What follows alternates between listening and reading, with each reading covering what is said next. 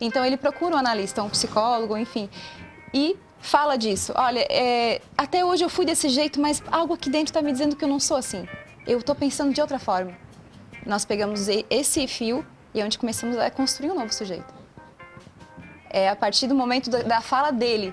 Nós não oferecemos muitas coisas na análise. Ele mesmo se constrói, ele mesmo se pergunta, ele mesmo se responde.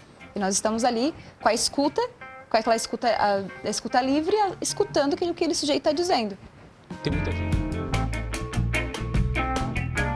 Oferecimento: Giasse Supermercados, pequenos preços, grandes amigos e Unesc. Formação e inovação para transformar o mundo.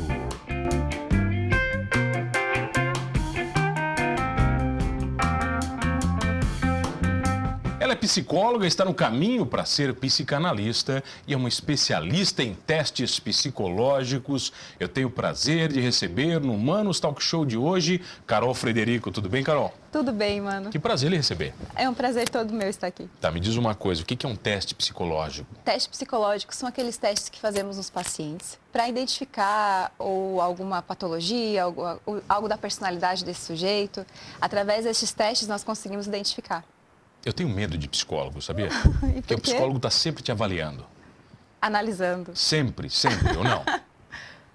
Não, Não é assim? não.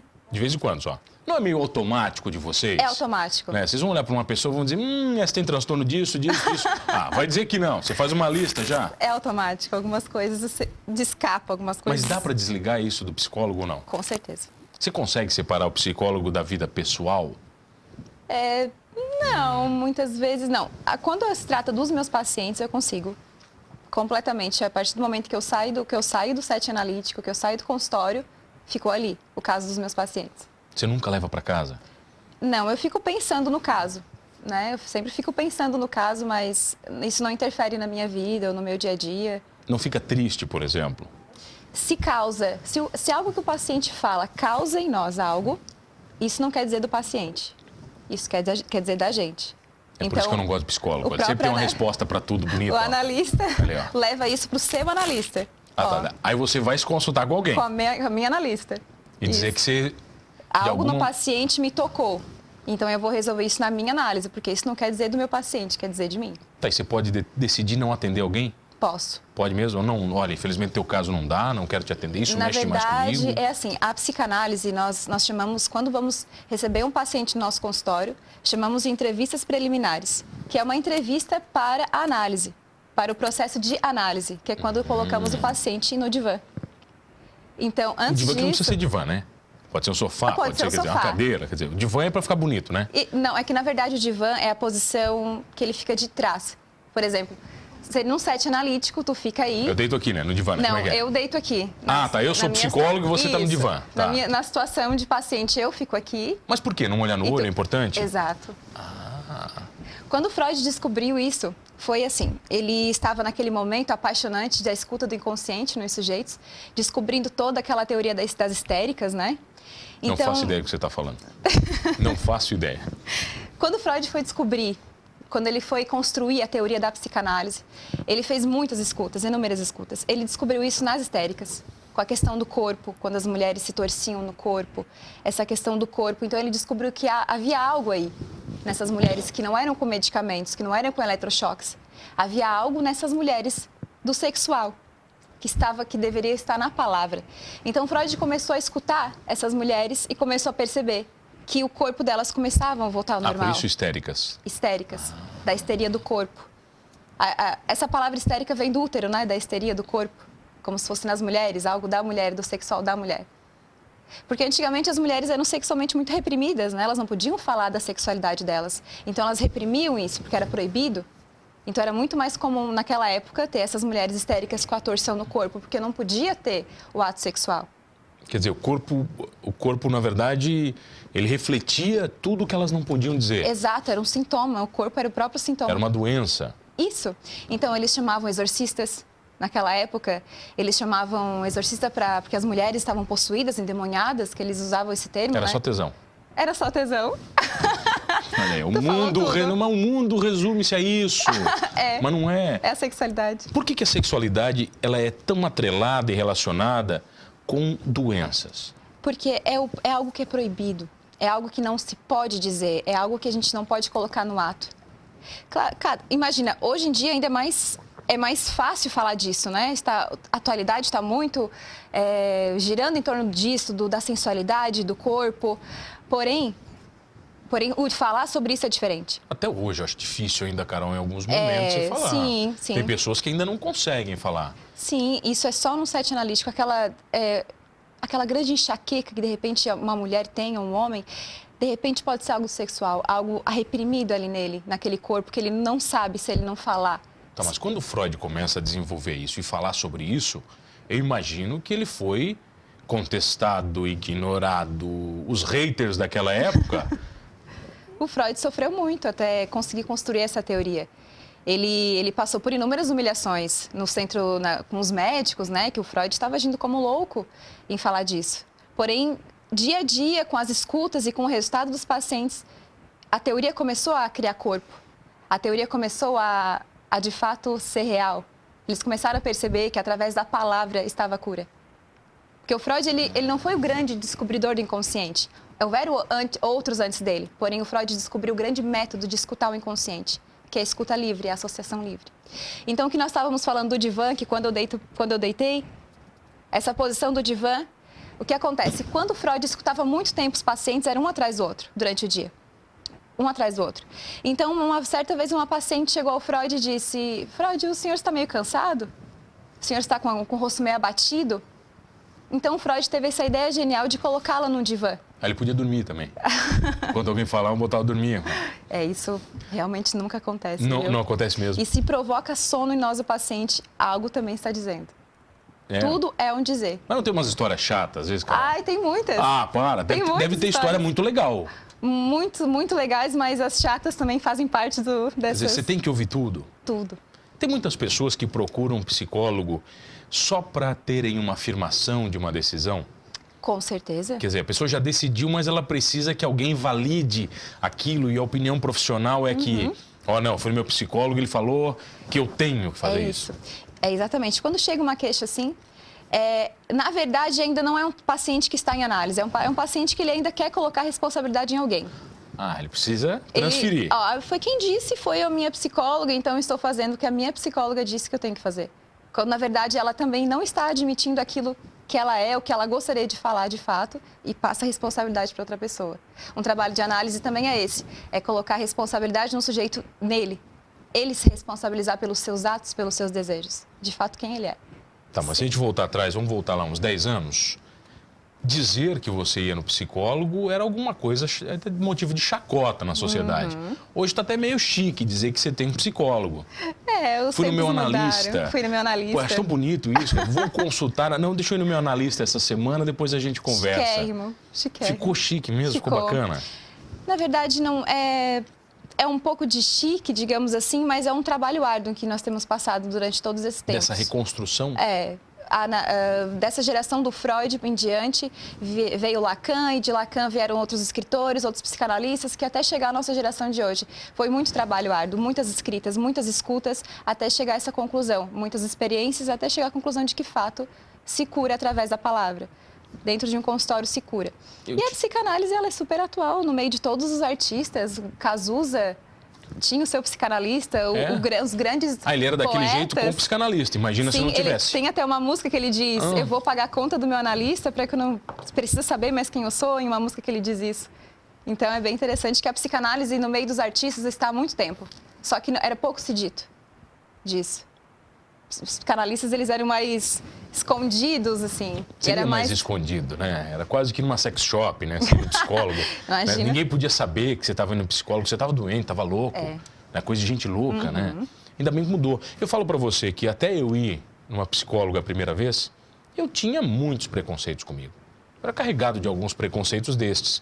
Depois que eu fui, eu vi que a sua vida, ela melhora muito quando você conversa com alguém que sabe te ouvir. E você vai em psicólogo também? O psicólogo vai no psicólogo? Eu vou na minha analista. Como é que é? Toda semana, não, né? Toda semana. Vocês têm que ter Toda essa... semana. É o quê? Uma descarga, quase? Ali é o nosso lugar de ser escutado. É o lugar mais desconfortável que tem para nós. É ser psicólogo? escutado, sim. É tu, de fato, perceber que isso não é do outro, mas é teu. E esse é um lugar desconfortável, mas é um lugar de cura, de reconstrução. É incrível. Eu me lembro uma vez de um amigo, nós conversávamos sobre química. Entre as pessoas, entre as almas, né? Muitas vezes, algumas pessoas a gente fala que não deu química. Ele fala assim, mano, quando não dá química? Ele falou uma coisa pra mim, ele não é psicólogo, tá? Ele assim, o problema não tá no outro, tá em ti. E aquilo, sabe assim, ficou guardado em mim, Carol. Exato. Assim, por que não dá química? Será que eu tô me vendo no outro? Eu tô vendo uma projeção dos meus problemas no outro? Ou algo que eu não quero ser? Ou algo que eu sou, né? É bem complexo isso. Vamos falar um pouquinho disso na volta, pode ser? Vamos falar disso na volta. Eu tenho o prazer de receber ela, psicóloga, quase psicanalista, Carol Frederico, aqui no Humanos Talk Show. É rapidinho, eu já volto. Voltei aqui no Humanos Talk Show e você já sabe, comigo, Mano Dal Ponte, 2 entrevistas sempre inéditas todas as noites, aqui no canal 19.1 da sua TV aberta, sua RTV, na NET Criciúma, no 527, no portal rtv.com.br. Perdeu o Humanos Talk Show? Muito fácil, vai no YouTube ou vai no Spotify, você vai curtir todos os programas completinhos, inclusive este com a psicóloga, quase psicanalista, Carol Frederico. Tem muitas pessoas que quando conversam com um psicólogo já começam a se consultar. É bem comum. Normal? É bem comum. Já começa a falar de mim pra você, Carol? Querendo uma opinião? Eu tenho isso comigo porque aonde eu vou, ou quando eu começo a conversar, que a pessoa sabe da minha profissão, ela começa a falar das suas questões, ela começa a quase chorar na minha frente. E isso é bem comum. Deve ser até meio constrangedor algumas vezes. É comum. Então, o que você fala para a pessoa? Vamos fazer o seguinte, vai lá no meu consultório, marca um horário e a gente conversa? É isso, eu encaminho. Eu digo, eu tenho um lugar melhor para a gente estar conversando sobre isso. E as pessoas vão? Alguns sim, outros não. Alguns realmente só tem querem... gente que demite o psicólogo. Demite? Diz, não quero mais ir no meu psicólogo, já estou bem, estou curado. Mesmo não estando. Bem comum, isso aí dá resistência do processo da análise. Isso se chama resistência. É quando o paciente ele está num lugar tão desconfortável que é a análise, que ele mesmo começa a criar uma resistência. Não, eu estou bem. Não, eu já estou bem, eu estou me sentindo bem. E começa exatamente para se dar alta, para não saber mais sobre ele e fugir da sua análise. É bem comum. É comum a gente fugir dos nossos problemas? É bem comum. Normal? É normal. Todo mundo foge? Dói, né? É algo que incomoda. Não é o confortável, os problemas, ter que se escutar. É mais fácil tu escutar do outro que ele tem para dizer a teu respeito e tu ir lá fazer, do que tu mesmo se construir. Por que é tão fácil dar opinião na vida dos outros? Quando alguém vem conversar com você, você tem 1 milhão de soluções para a pessoa e diz, olha, está na tua frente, você não está vendo. E para a nossa vida, muitas vezes, questões simples a gente não consegue resolver. Exato. Boa pergunta. É isso, vou te deixar no ar. Mas como deixar no ar? Eu odeio psicólogo por causa disso. Vocês fazem pergunta retórica, o cara não pode responder e vocês deixam a gente sem responder. O porquê que consegue solução para o outro e para ti não? É um problema também. É um problema. É um problema, tá, vem cá. E a psicanálise entra onde no meio disso tudo? A psicanálise, ela trabalha com a escuta da associação livre. Exatamente no início do programa, quando eu me viro para cá para te mostrar qual é a posição do paciente, exatamente, são as entrevistas para colocar esse paciente nessa posição do divã, para que então ele entre em análise. A partir do momento que ele entra em análise, que daí começa a transformação. A escuta da psicanálise ela é diferente, nós escutamos o inconsciente do sujeito. Não apenas o que está aqui. Não só o que ele fala, na não verdade. Não apenas o que ele fala, é o que ele não fala, é o que não está dito, é o que não está na palavra. É isso que nós escutamos. É aquilo que ele está falando, que são os tropeços, os atos falhos. Por exemplo, ele ia dizer cara e disse casa. E aí, por que eu disse cara se eu queria dizer casa? Isso é um ato falho. Isso também escutamos. Isso também fala desse sujeito. Dá para traçar, por exemplo, uma lista dos principais problemas que as pessoas levam para um consultório? Tem alguma coisa que é mais padrão? Relacionamento e dinheiro. Ponto. O mundo se resume a isso. Relacionamento, afetos e dinheiro. Tá, mas relacionamento não entre marido e mulher. Afetos. Pai, mãe, família, amigos, sócios, tudo. Sobre os afetos, aquele sentimento, aquela energia que ele coloca naquela situação. Pode ser 100% no seu relacionamento, no casamento, 100% no trabalho. Também pode estar adoecendo disso. Mas são as principais queixas, essas angústias, assim. E até onde vai o seu papel? Quando é que acaba o papel do psicólogo? Quando o paciente mesmo se dá alta. Ele mesmo se dá alta, não na resistência. Eu já estou bem. Sabemos que não está. É quando o paciente ele consegue perceber que a responsabilidade é dele. Ele se construiu. Não com o que os outros falavam a respeito dele ou diziam: ah, mamãe disse que tu é isso, papai disse que tu é assim, ah, papai disse que tu tem que ser médico, mamãe disse que tu tens que ser desse jeito. Dessa forma ele vai se construindo sobre dizeres dos outros. E na análise é isso, o que de fato tu é. Não, isso foram tudo que disseram a teu respeito. Ou que tu é feio, que tu é bonito, ou que tu é isso, ou que tu é aquilo, coisas boas, coisas ruins. Na análise, primeiro a gente bota tudo isso para fora e se reconstrói um sujeito. Mas nós somos, geralmente, projeções do que os outros falam do ao que nosso os nossos respeito? pais, normalmente. Que os pais falam?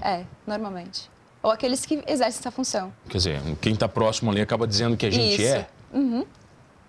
Por que é tão difícil a gente conseguir quebrar alguns desses padrões? Porque assim, primeiro tem que incomodar. Se não se incomoda com tudo isso que já foi dito a teu respeito hoje, tá tudo bem. O problema quando tu começa a perceber que tu não é desse jeito e tu tens que ser desse jeito, por quê? Para agradar quem? Por que eu tenho que ser desse jeito? Eu acho que eu não sou assim. Então ele procura um analista, um psicólogo, enfim, e fala disso. Olha, até hoje eu fui desse jeito, mas algo aqui dentro está me dizendo que eu não sou assim. Eu estou pensando de outra forma. Nós pegamos esse fio e é onde começamos a construir um novo sujeito. É a partir do momento da fala dele. Nós não oferecemos muitas coisas na análise. Ele mesmo se constrói, ele mesmo se pergunta, ele mesmo se responde. E nós estamos ali com a escuta, com aquela escuta, a escuta livre, escutando o que aquele sujeito está dizendo. Tem muita gente que tem te procurado neste momento de crise política, por divergência política? Não. Não, o pessoal não leva isso como problema? Não, isso não. Que acho que eles xingam na rede social, é mais fácil. Vai lá e xinga e parece que descarrega. Ali no setting não acontece esse tipo de coisa. Tem muita gente que passa uma vida inteira esperando o momento certo para dizer ou sim ou não e acaba não conseguindo isso em virtude dessas definições de personalidade. Isso acaba destruindo uma vida. Destrói uma vida. Aquele que o sujeito está acostumado a vida inteira a dizer sim, sim para tudo. Sim para tudo. Ele precisa dizer sim, porque senão o outro vai me odiar. Eu não vou ter o amor da mamãe, o amor do pai, que isso é onde tudo se começa. É a pessoa que não diz não, é a pessoa mais querida, legalzinha, fofinha, amada. Então ela quer esse amor. Sempre sim, é mais tranquilo. Sempre sim, é mais tranquilo. Porque quando tu diz não, tu precisa se responsabilizar por aquele não. Dizendo não vai causar algo no outro. E esse causar algo no outro pode ser um ódio a essa pessoa. Então, ela vai ter que saber lidar com esse ódio. Ódio, respeito. Quer dizer, pode vir muitas coisas. Pode vir muitas coisas. Então, o trabalho de análise é isso. É transformar esse sujeito no próprio amor dele. Então, não precisa da demanda de fora. Ele já é suficiente. O trabalho de análise concluído, ele tem essa força, esse poder, eu vou dizer essa palavra. Quando é que eu sei que eu preciso de um psicólogo? Quando tu se pergunta isso. Quando eu me pergunto se eu preciso de um psicólogo? Isso. Essa é a... Se eu me perguntei, bom, tá na hora de ir. Como é que eu escolho um psicólogo? Por linha? Quer dizer, porque ele atendeu? Por linha, pode ser por linha. Porque dentro da psicologia clínica existem diversas teorias, né? Tudo começou com a psicanálise, tudo começou com Freud. Porém, depois disso, vieram outras linhas de pensamentos clínicos. Então, é bom estudar bastante. Pesquisar bastante o efeito desses tratamentos. Se algo que diz que é de imediato, corra. Se algo que diz que é uma solução imediata, corra. Isso não se trata de um tratamento, se trata de uma maquiagem. E não é algo que vai ser duradouro, vai ser algo momentâneo. Então, começa por aí. Tem muita fórmula mágica na internet hoje, né, Carol? Tem muita gente oferecendo a salvação. Dá medo para um psicólogo isso? É assustador. E eles pegam as pessoas o quê? No momento de fragilidade. Exato. Todo mundo, em algum momento, sente angústia, não é? Então, vai lá e cria um texto de angústia. Vou pegar todas as pessoas que sentem angústia. A solução é fazer tal coisa em 2 sessões, tu está bem, tu estás mais descarregado. Ansiedade é a palavra da vez? A ansiedade. É uma palavra boa. Todo mundo agora é ansioso. Ansioso e depressivo é a palavra. Tanto que teve um estudo no Google, né, com a palavra mais procurada esse ano, que foi a ansiedade. A ansiedade e a depressão? As duas? As 2 palavras, algo assim, que eu estava pesquisando. Tá, vem cá, todos os dias não, toda semana você fala na Rádio Cidade em Dia, é isso, no programa? Isso, nas segundas-feiras. Você dá dica? O que você fala? Nós escolhemos um tema e falamos sobre aquele tema. Você não analisa ninguém no ar, né? Não pode, né? Não, não. Não é liga pra lá e diz um problema e você dá a solução, não? Não. Dou perguntas. Não dou É soluções. sempre assim, vocês fazem mais perguntas do que ajudam. Não. Toda semana? Toda semana, toda segunda-feira. Qual é o programa? A casa é sua. Que horas? Entra no ar às 16 horas. Essa é a sua experiência maior com a mídia? Isso. Tá bacana? Tá legal? Tá ótimo. Tá Você tem colhido frutos profissionais dessas... Estou colhendo frutos. O pessoal vai se constar com você dizendo que te ouviu? Eu tenho um paciente que foi da rádio, que ele veio por causa da rádio. Então isso foi muito legal. Já tá valendo. Já tá valendo. Mas você tem que tomar cuidado, né, Carol? Muito com o que fala num veículo de comunicação. Até porque Nossa. você tem um conselho, quer dizer, o psicólogo não pode se expor demais. Não. É muito difícil os psicanalistas, os psicólogos, eles se exporem muito em lives, em redes dessa forma. Porque cada palavra lançada, ela não volta. Então a gente tem que cuidar muito com as palavras. E as pessoas entendem o que querem, né? Sim. Bom, eu entendo que esse programa acabou e foi maravilhoso. Oh, Qual o teu foi Instagram? ótimo. Dá pra passar o Instagram? Claro, por Vamos favor. lá, manda pra galera. É @psicarolfrederico. Eu faço publicações diárias, todos os dias a respeito de reflexões, pensamentos, Um monte de pergunta, né? Você psicanálise. faz um monte de pergunta pras pessoas, né? Um monte de perguntas. É isso, né? Carol, obrigado pela isso. presença. Eu que te agradeço. Prazer te receber. Prazer ter você comigo todas as noites. Olha, achando ou não que precisa de um psicólogo, somos todos humanos.